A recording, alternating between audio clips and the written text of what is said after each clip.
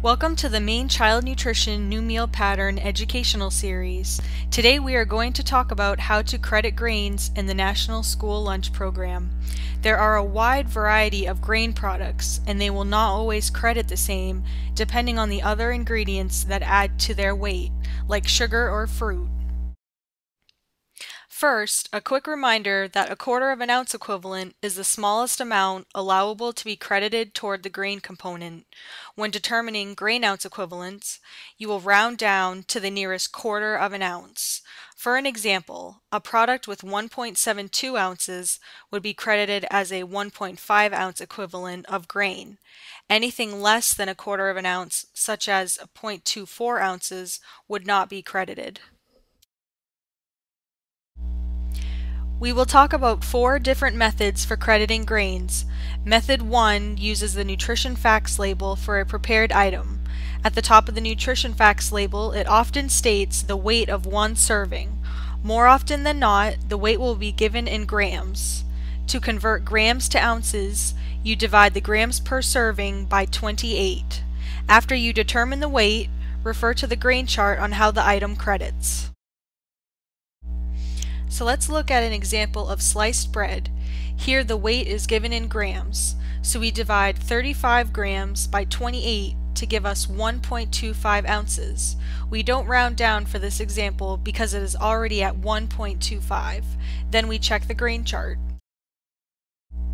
On the grain chart, bread falls into the Group B category, which shows us that 1 ounce of bread equals 1 ounce equivalent, so items in this category count ounce for ounce. Therefore, this 1.25 ounce of bread credits as 1.25 grain ounce equivalents. Here is an example of a sticky bun. So how would we determine how this item credits? First, we determine the weight. So the label tells us that it is 2.75 ounces. I determined that this is a sticky bun because it indicates a frosting in the ingredients list. Now we look at the grain chart and find the category it falls into and determine its grain ounce equivalents. First, we find frosted sweet roll on the grain chart under Group E, which would be comparable to a sticky bun. On the right-hand side, we can see that items in Group E credit as 1 ounce equivalent equals 2.4 ounce actual weight. Next, we divide the weight of the item by 2.4 because this is the weight that equals 1 ounce equivalent, and we get 1.14. We round down to the nearest 1/4 ounce and it equals 1 ounce grain equivalent. The next method of crediting grains involves simply weighing the item.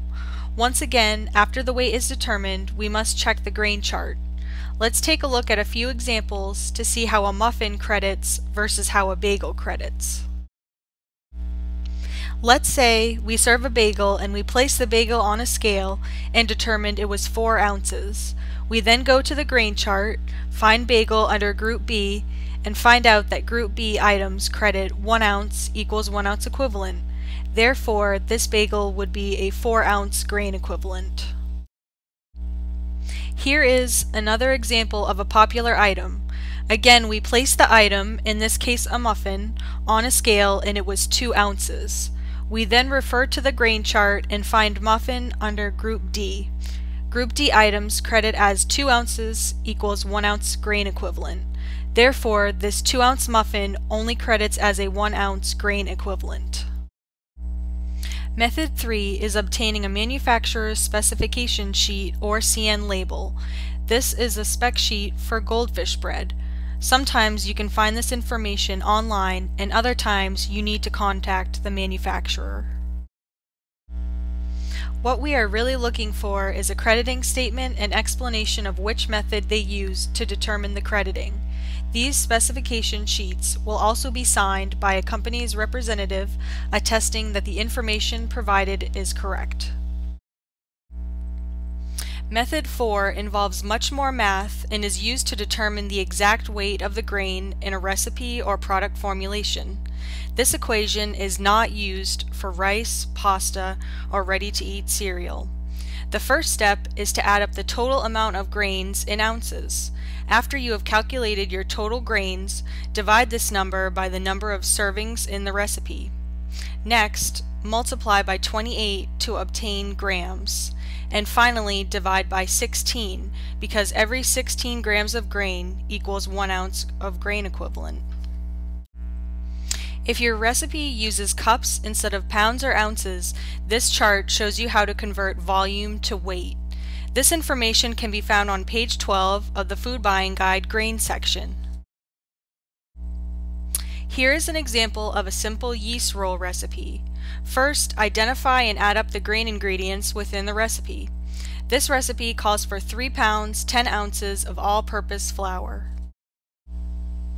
Next, convert pounds to ounces by multiplying by 16 because there are 16 ounces in 1 pound.